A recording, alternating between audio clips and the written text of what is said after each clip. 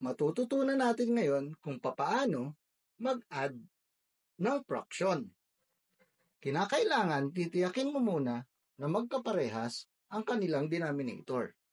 Sa halimbawang ito, ang denominator natin ay 9 at saka 3. Kitang-kita na hindi sila magkaparehas. Kaya, kukunin muna natin ang mga multiples ng bawat number. Yung multiples ng 9 at multiples ng 3. 9, simulan natin sa 9, 18, 27, then 36. Yung 3 naman, 3, 6, and 9. Mapapansin natin dyan na una silang naging magkaparehas dun sa number 9. Kaya ang ating gagamitin ay ang kanilang least common multiple. Yan ang gagamitin natin bilang common denominator. 9 plus 9.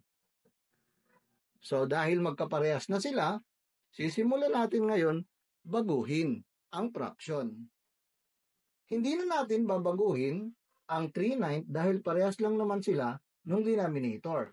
Kokopyahin na lang natin. Dito naman sa pangalawa, sila'y magkaiba. Ito 3, ito 9. Kaya ang gagawin natin dyan upang mabago ang fraction, i-divide natin yung 9. I-divide natin yan sa 3. So magkakaroon tayo rito ng division.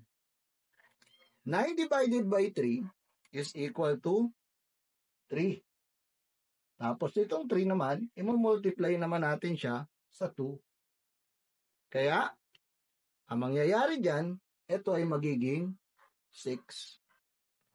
Pagkatapos, dahil parehas na ang kanilang denominator, maaari na nating i-add ang kanilang mga numerator.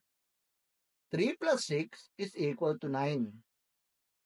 Tapos, kailangan na lang natin kopyahin ang common denominator na 9. Ngayon, ang pinakahuling bahagi ay ang pagsisimplify. Kung pwede nating ma-divide, ay i-divide natin. Kasi ang kahulugan ng 9 ay 9 divided by 9. 9 divided by 9 ay equals 1. So, ang ibig sabihin, eto na ang pinaka-final natin na answer. 1. Na-simplify na natin.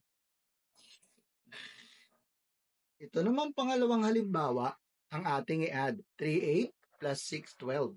Kunin muna natin ang mga multiples ng 12 at 8. Sulat natin, 12 and 8. Then, susunod, 12, 24, 36, tapos yung 8, 8, 16, as kasunod ng 16 ay 24. So, unang-una silang naging magkaparehas sa number 24. Kaya 24 ang ating magiging common denominator. So, ilalagay na natin dito.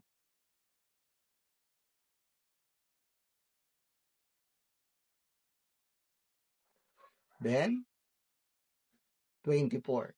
Ngayon, babaguhin na natin ng mga fraction. 24 divided by 8, kagaya ng ginawa natin sa nauna, 24 divided by 8, dahil magkaiba sila, 24 divided by 8 is equal to 3. Tapos, 3 times 3 is equal to 9.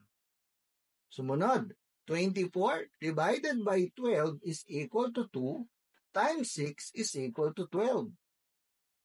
Ngayon, magkaparehas na ang denominator. Kaya ang gagawin na lang natin ay i-add natin ang mga numerator. 9 plus 12 is equal to 21. Tapos, kokopyahin na lang natin yung kanilang mga denominator o yung common denominator. Yan ay 24. Bilang huling bahagi, ating isi-simplify yung ating pinaka-final answer. Ngayon, paano natin ito isi-simplify?